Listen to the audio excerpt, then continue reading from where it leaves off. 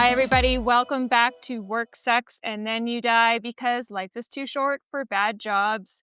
Katie and I are back, and today we're so excited because we're going to be talking about LinkedIn, the infamous platform that has gone, I don't know, where has it gone, Katie? Awry, south?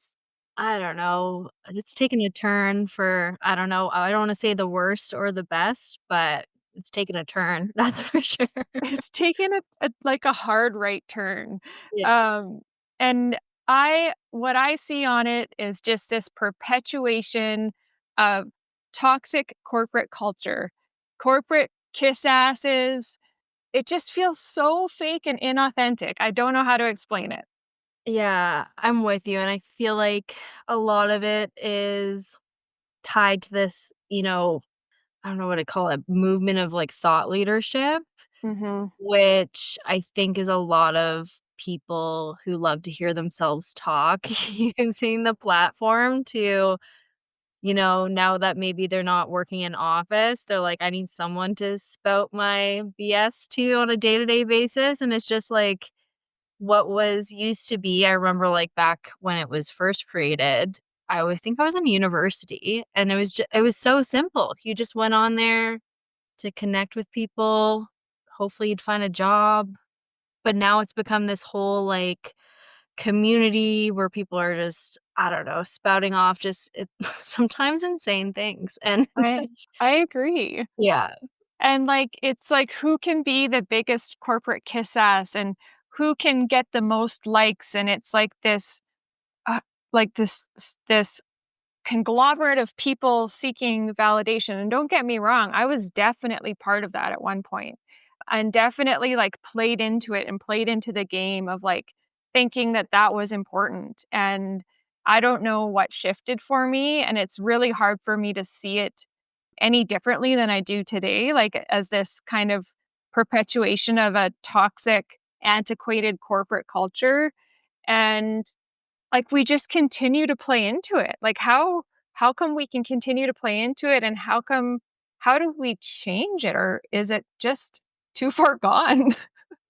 I don't know because it's like someone will say something that's, like, either somewhat out of pocket or the least revolutionary idea ever, and then I'm like, "What in God like, why is that something someone's like, 'I need to post this,' but then there's, like, 8,000 likes, 300 comments, and it's just the comment section is just, for lack of a vulgar term, like a circle jerk of like, "Yeah, yes, you got it, also this," like, I don't know if it's just, like, a bunch of people who just, like, need the validation, leaning on LinkedIn to, like, share something, I don't know. I know, and the amount of people comparing their life situations to working for a SaaS company, I was like, "Okay, can we stop doing that?" I've seen a lot lately. I'm part of this community on Reddit. It's hilarious. It's called LinkedIn Lunatics, and I think there's, close to 800,000 members in this Reddit community, and it's hilarious. They take screenshots of posts, and then everyone kind of, I mean, it doesn't really tear them apart, but, really helps you bring some of these LinkedIn posts into a different perspective.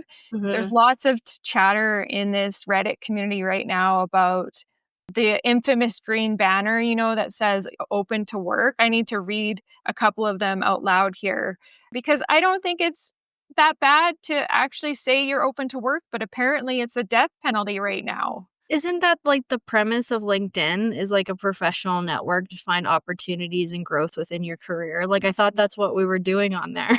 I know, and LinkedIn has 1,000,000,000 users, 1,000,000,000 users, that is a lot of people, and, I mean, it originated as, a professional social networking platform, and I think it turned into more of, a career opportunities type of thing over time, but, yeah, so this is one of the posts that somebody made on LinkedIn. Open LinkedIn. I wish I was making up this edition. Take down your green banner. You look desperate, and no one wants someone who's desperate. How I turned a small six-figure loan from my family into $1,000,000 business. It's not that the job market is hard. You are just lazy. Going on 18 months with no soap and no shampoo closes LinkedIn. Like, I don't even know what that means. That's, like, gibberish. I think it's just someone wanting to say that they're better than other people.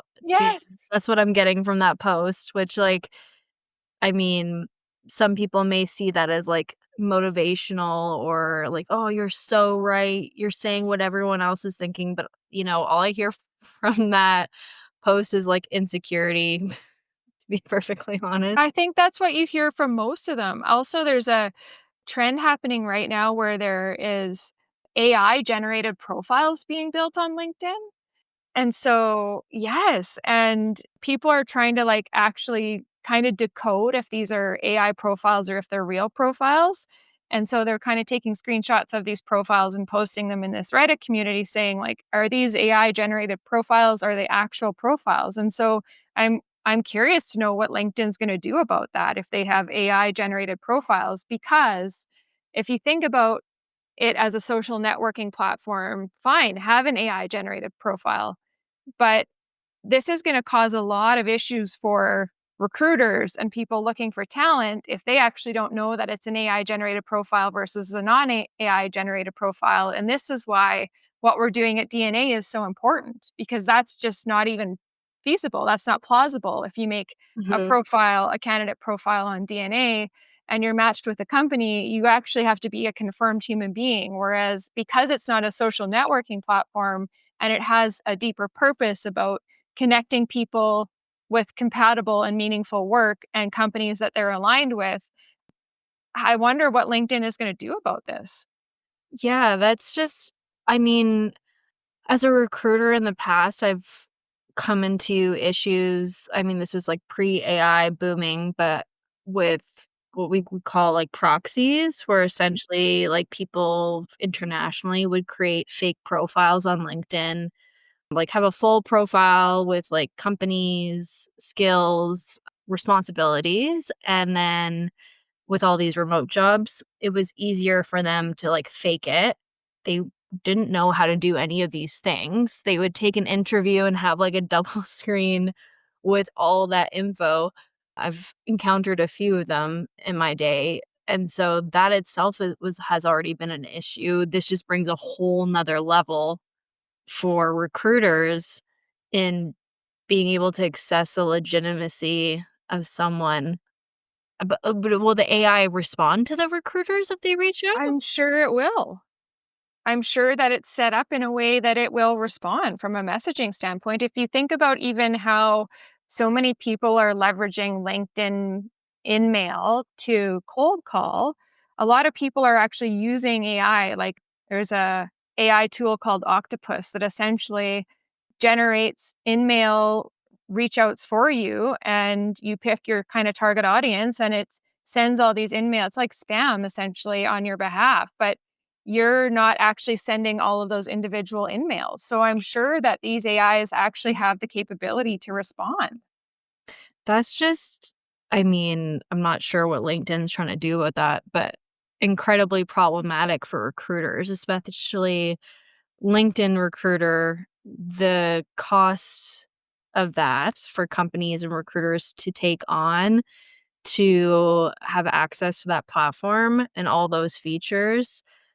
And then now you throw in the probability of encountering these AI profiles that are only just gonna, like, cloud your talent pool on LinkedIn, but also, like, waste valuable time for these users that are spending, like, thousands and upon thousands of Dollars? dollars is yeah, I'm sure it's on their radar, but that's Totally. potentially a huge issue for them. Yeah, I'll be curious to see what they end up doing about that. The The other hot topic that I see come up often on LinkedIn is the topic of working from home. You know, you see lots of different opinions, lots of companies, like bigger companies, mandating their people back to work. If you've heard anything that Trump has said recently, like he mandated all of the American government back to in office. They are no longer allowed to work from home because he doesn't believe there's a clip, I'll find it and see if I can put it in here, but there's a clip of him saying that You can't work from home. Your home's not where you work. That's where you golf. That's where you eat breakfast. That's where that's just not where you work. And I saw this post and it says this: work from home is a privilege you should earn. I'd love to hear your thoughts on this, Katie, as I get through it. A junior employee asked me if they could work from home a while back. I had to say no. Not because I'm against work from home or because I don't trust them. I just don't think they are ready yet. If you're early in your career, the worst thing you can do is cut yourself off from the people who can teach you the most. Every day in the office, you get one, insights from top performers, even without realizing it, two, instant feedback that accelerates your learning, and three, a front row seat to how the best in the business operate. You can't learn this over Zoom. And if you think you can, you're playing yourself. The fastest way to get ahead in your career is to be in the room where things happen. Watch, listen, absorb, and then execute. And Zoom just doesn't give you that in the same way. Well, as someone who started their recruitment career a week before COVID hit, so, like, literally, I was in the office for 8 days, and then I was like, "Oh, okay, I'm going home." I I would disagree with that. There's so much I mean, it depends on, like, the company, of course, and, like, the industry, but, like, a lot of what was present in, like, an office environment for me was just noise. Like, it's you working separately alongside other people, and, yeah, it's easy to tap someone on the shoulder to ask them a question, but, like, with you can do that with, like, any chat, Google Meet or, like, Microsoft Teams these days. So I don't really think it's, like, this I don't know, I just, like, don't agree with that at all. I don't know. I just also don't think I believe that you just don't trust those people to do their job, Mhm. I'm or you don't curious. trust the manager people managing those people to follow up and, like, be able to lead remotely as well. Yeah, and I do think, like, the upcoming generations who are entering the workforce actually have a better handle on figuring out what it means to work from home. Mhm. I agree. I think too it's yeah, I think I don't even know how to put it into words. I just don't believe all the reasons why people can't as valid reasons for everyone. I think they're Mhm, just excuses to have people come into office, and I think sometimes with certain companies, they want you in office so that they can get you kind of drink the Kool-Aid, so mhm, to speak, of the organization, and, sometimes you're able to, like, get caught up in the day-to-day rather than, like, seeing if you actually enjoy the position, enjoy the people you work with, mhm, um, and have your own time to reflect on it, so I think that's a piece of it too, but I think it comes down just to control mhm. and not being able to trust your employees who, I mean, are grown adults no matter what stage they're at in their career. Yeah, I agree. So, like, you're in office and someone's sitting at their computer all day versus maybe they're at home sitting at their computer most of the day, but maybe they're actually more productive because they're stepping away and making lunch in their kitchen or they're putting a load of laundry in or whatever, which allows them to take those like micro breaks that your brain needs to step away from your computer. And if all you're doing is computer work all day and you're being asked to come to the office to do that same computer work, how is the surrounding environment any different? It actually, like, comes down to how you're personally motivated, I think, you know?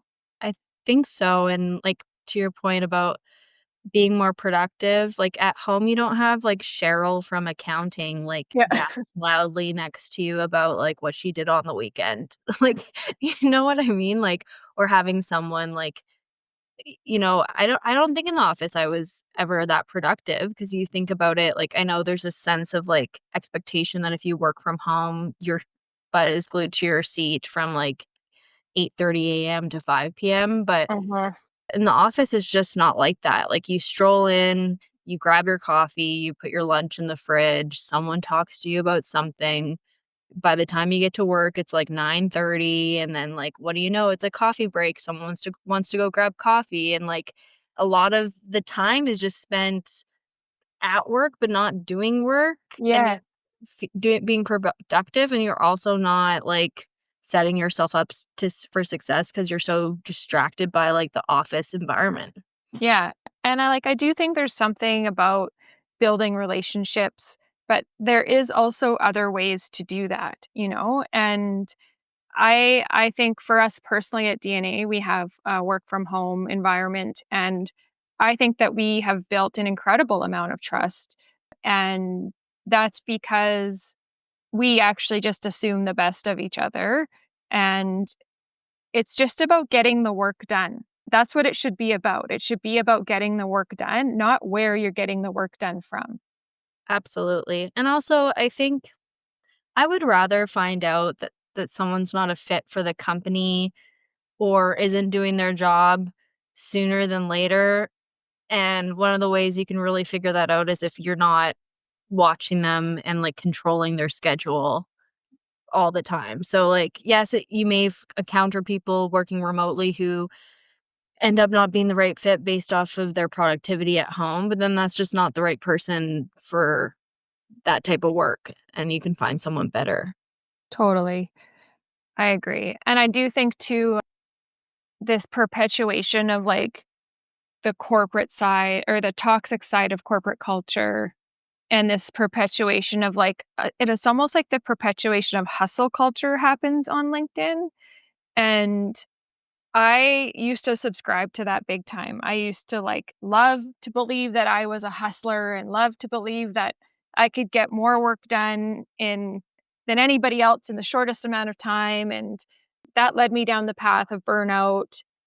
And I what I've learned from that is that you can get just as much work done and not be burnt out by not perpetuating or subscribing to that hustle culture. And Mhm. I just want to kind of unpack the perpetuation of that hustle culture on LinkedIn and how dangerous it actually is. Yeah, I think I mentioned this to you the other day. I saw this, I don't know, post about essentially if you're a startup founder working in a startup, like you essentially need to be 24/7 full-time commitment. Like that's the only way to like launch a successful business is like blood, sweat, and tears. And I'm like, and I mean, maybe for someone who is single, has no outside responsibilities, maybe that's feasible for you, I don't know, but, like, the average person who wants to pursue that type of, business ownership has other responsibilities going on because the most successful people are able to, like, prioritize things, multitask, work on things that actually matter when they're supposed to be worked on rather than Yes. just the mentality of, like, all or nothing, I don't think is a very successful mentality. I'm sure it has worked for some people, but I don't think it's the way to find long-term success in anything. I don't think it is either. And this is what I've learned over my, 20 years of working in corporate and now, the last 3 years working in the startup space as a founder as well, is that a lot of the work that you do when you're hustling is actually make work. It's work Yeah, that it's work and it comes back to that like driving those ego conversations on LinkedIn or like needing your tires to be pumped or whatever that might be, or presenting this image that you're hustling because you think that's going to get more people subscribed into what you're doing. What I've learned over my experience is that there's going to be times where you need to hustle, for sure, but it's not something that you need to do 24/7. What you need to be doing is doing meaningful work when it matters and doing work that matters for the purpose of solving a problem, not for the purpose of, creating a fancy slide deck or building a fancy spreadsheet or using some fancy new software because you love to use fancy new software. None of that none of that actually matters. What matters is, are you solving a problem and is the work you're doing contributing to solving that problem? That's what really matters. yeah, I agree. I think too, like, a lot of what you said essentially about, like, busy work and making more work for yourself for the sake of showing that you're productive or like you're busy just is counterintuitive. Like Mhm. you could find many ways throughout both of us throughout our days where we could just waste time working on things that, yeah, like um, for example, I could spend half today updating our website. Yeah, Does our website need that much attention that I need to like spend 4 hours right now doing that? No. Like I can do that. Someone can do that another day because it's not a priority. And for me to like exhaust myself doing that and then not being able to complete the meaningful tasks that I do have properly because I've spent so much time and energy on something that is trivial, I think that's what's happening with a lot. totally. That's exactly what's happening. Yeah. And for some reason, I think what that work does though is it makes people feel important. And then it Mhm. becomes part of that hustle culture. And for me, what I've realized as a female founder who has a young family and has like multiple priorities, including the company and the work that we're doing, if if the work I'm doing isn't focused on either making sure the company's running smoothly or getting us customers or getting us revenue in some sort of way, then I shouldn't be doing those things, Yeah, you know? Like, I think that's what's most important. And, there's only so many emails you can send in a day. There's only so many cold calls you can call in a day. There's just only so much you can do in a day's time, and then you also have to have all the time for the follow-up after that too as well, right? And it needs to be meaningful. People want meaningful connections. They don't want it to feel like they're a transaction to them, and so those types of relationships, those take time to build and they take effort, and those things are important. And so rather than doing make work or busy work, I really think it's important to invest your time and effort into purposeful and meaningful work that is actually going to help solve the problem that you're trying to solve. for sure. And I think too, I mean, not every startup has a team of how many are we now? 6? 5, 6, yeah, 6? Sometimes it's just 1 or 2 people, but, like, we're all working separately together on different things, and, like, I can't go full steam on something when something else isn't ready to go for that. Like, so, like, totally. we're all working together and, like, separately achieving goals that impact each other's ability to move ahead and on their work. So I just don't understand how like sometimes your time is just waiting for something from someone else and that's totally fine. Yes. So like I don't understand how it would be more beneficial to me to fill that time that I'm just waiting with something that doesn't need to be done. Yes, or has no meaning or doesn't contribute to solving the problem. So, and Yeah, I like coming back to thinking about, LinkedIn and how people are leveraging it and how people kind of use it to demonstrate success, whether it's for themselves individually or for their company. I find it quite fascinating because, success to me is that you're solving a problem for somebody. If you're building a company, it should be around a problem to solve. Success for me, I've won awards, I've gone through all of that in the past, and it gives you, like, this maybe, like, moment of dopamine where you get this tiny hit and tiny thrill out of it, but then it goes away. It doesn't stay, it has no staying effect to it, and I do feel like LinkedIn perpetuates that and, like, honors that, and as much as, those things are cool or whatever, those awards don't matter. Someone who has a big following on LinkedIn calling you out or naming your public or your company publicly or whatever, like, actually none of that stuff really matters. It doesn't contribute to the success of your company. no. No, it's basically it's the exact same thing as when it's your birthday on LinkedIn and, like, 800 Yeah. people, say happy birthday. Like, that's what it's exactly the same thing. That just happened to me, and I was actually so annoyed about it because I don't like having to check my in-mail on LinkedIn. I Yeah, mean, like, email is enough as it is, And I was like, "Why are all these people I don't even know wishing me a happy birthday?" Yeah. Try, when I was, like, in agency recruitment, it was insane the amount of messages I would get for stuff like that, and I'm like, "You're just kissing my butt." Like, you want something from me, and you hope that I can, like, connect you with something, so you're sending me a three-page birthday message when I don't even know you.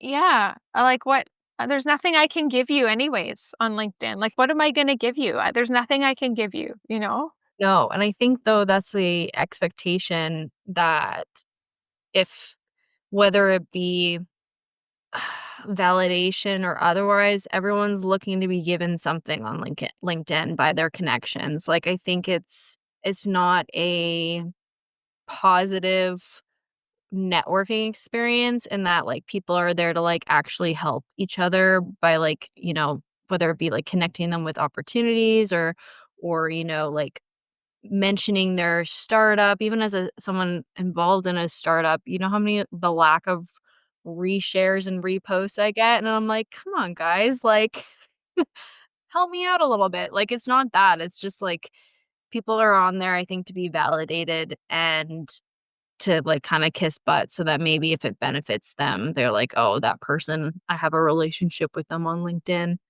Totally. Maybe I can, I don't know, get something out of that. That's it seems very inauthentic to me in terms of networking and making connections that are meaningful.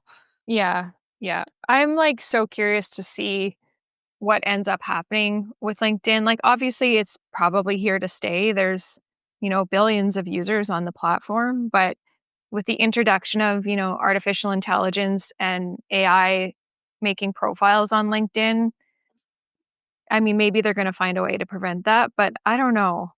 I'm curious to see what direction it's gonna go in.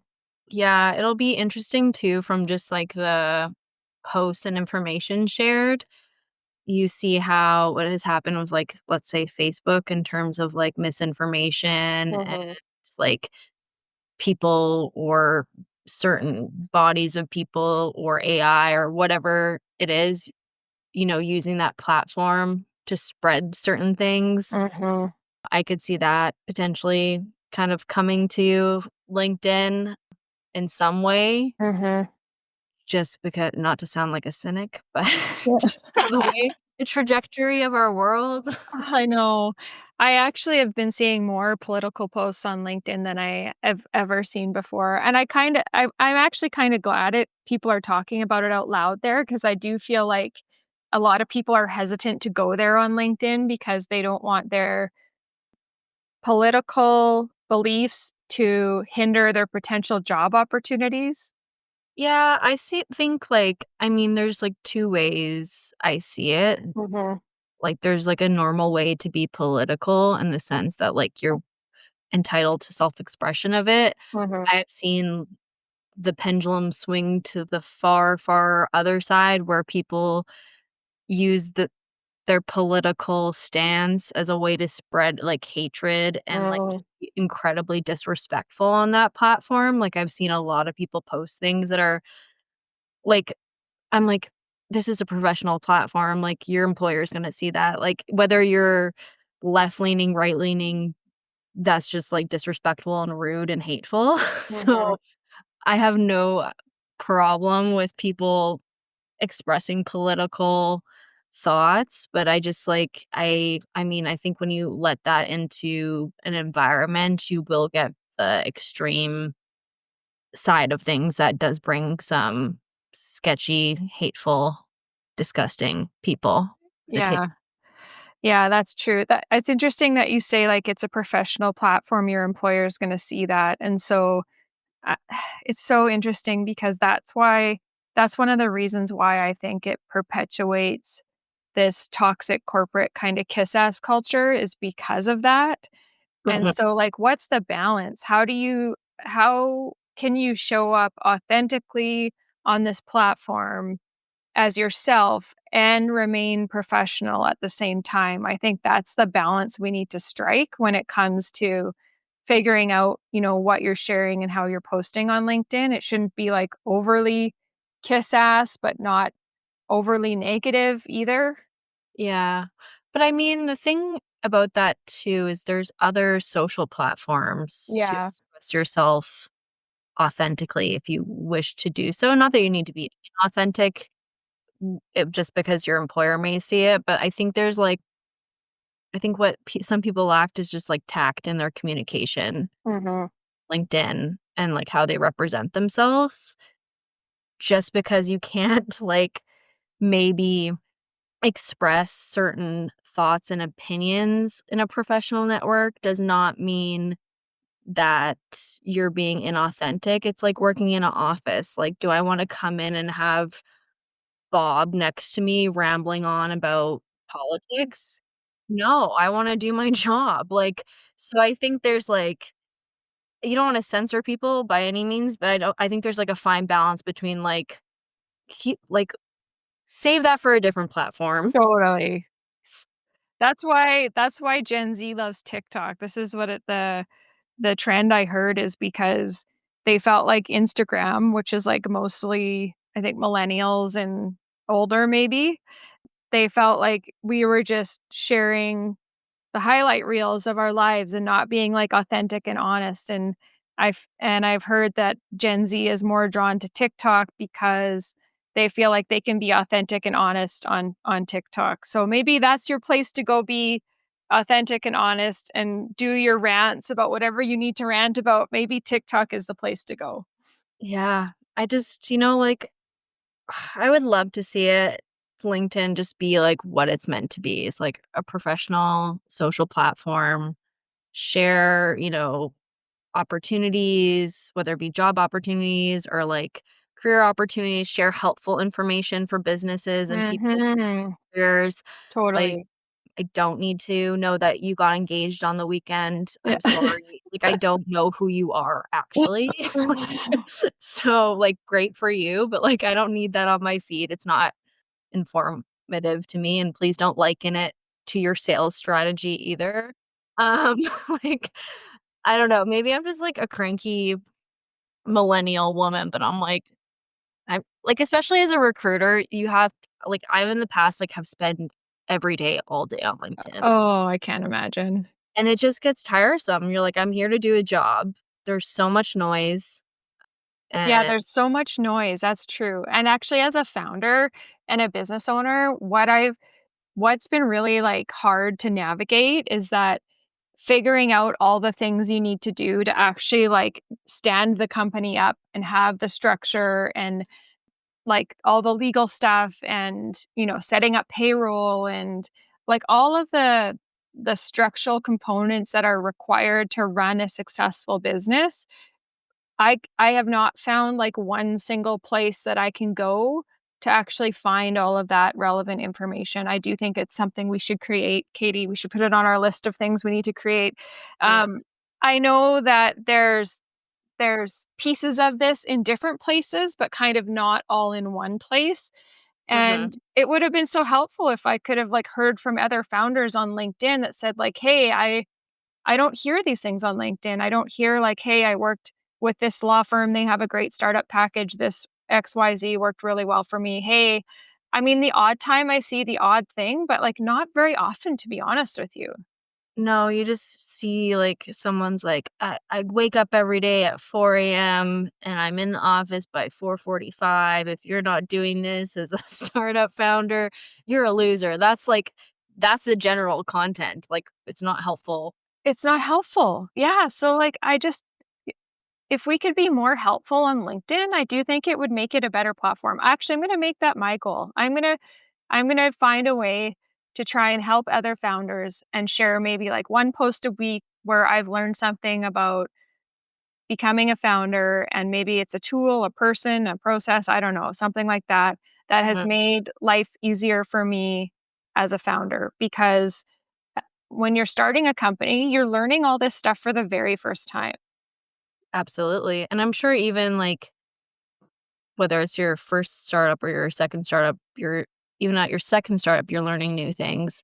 I Totally. feel like correct me if I'm wrong from everything that you've told me about, like, the programs we've been in, it's like all this information is kinda gate kept behind these, like, programs that require, a lot of your time. and sometimes money, they wanna funnel you into these groups rather than just providing you the resources and information that you need to be successful on your own. It's like they wanna be attached to your success Yes. based off of their programs when it's like, I don't even have the time. Like No, I'm gonna participate because I'm supposed to play nice in the sandbox, and if I play nice in the sandbox, then I might get a VC investment, or I might get a grant, or I might it comes down to, like, revenue for your company, and or I might get more customers if I play nice in the sandbox, and I do believe it's important to play nice in the sandbox and participate, but it does feel like the things you need are gate kept, like you said, behind these programs. And like, how many programs do we have to participate in to get what we need when, I think about all the time I'm spending in these programs, which there has been some value, don't get me wrong. But imagine if I spent all that time on getting customers, yeah. you know? It yeah, it's and I think maybe that goes back to, like, what I said earlier about how, you know, LinkedIn, to me at least, has this, like not this era of, like, networking in the truest sense, which is, like, making connections and, like, growing your network to, like not of course, you want it to benefit yourself, but, like, to be a part of a community. Yeah, um, I think LinkedIn is just networking without community. totally. You There's just no like, no one like you said, I think we should all be encouraged to, like, try to if you're gonna be vocal on the LinkedIn platform, be helpful. yes. Like, And taking the time to tell everyone how great you are is not helpful. no.